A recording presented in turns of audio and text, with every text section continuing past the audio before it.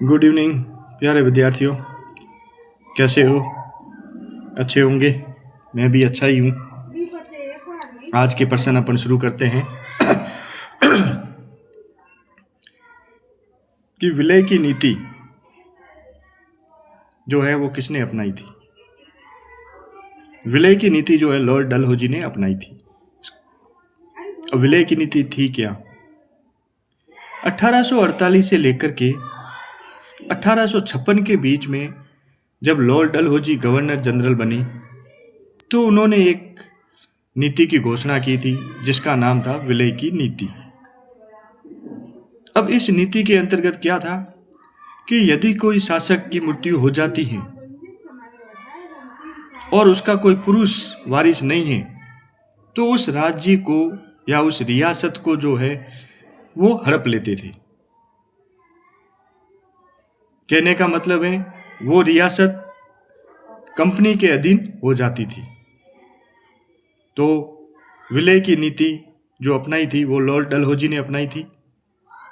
अगला प्रश्न है, शेरे मैसूर किसे कहा जाता है? शेरे मैसूर जो है टीपू सुल्तान को कहा जाता है। माफ करना, थोड़ा गला खराब है। टीपू सुल्तान को कहा जाता था। अगला प्रश्न अपन देखें, कुशासन का आरोप लगाया गया था। तो अब प्रश्न है कि कुशासन का आरोप लगा करके किस रियासत को अपने अधीन किया गया था, यानी ईस्ट इंडिया ने अपने अधीन कर लिया था। तो कुशासन का आरोप लगा करके अवध रियासत को जो है अपने अधीन कर लिया गया था। जैसे अपन ने पहले देखा है कि लॉर्ड डलहौजी ने जो है विलय की नीति अपनाई थी। तो विलय की नीति के अंतर्गत जो है जिन रियासतों को उन्होंने हड़पा था, जिसमें सतारा है, झांसी है, सलूम्बर है, उदयपुर है, नागपुर है, इन रियासतों को जो है किसी न किसी कारण से जो है ईस्ट इंडिया कंपनी ने जो है हड़प लिया था। इस विलय की नीति के अंतर्गत जो है अपनी रियासत में मिला लिया था। अगला प्रश्न है, महाराजा रणजीत सिंह किस जगह के राजा थे? तो महाराजा रणजीत सिंह जो है वो पंजाब के राजा थे।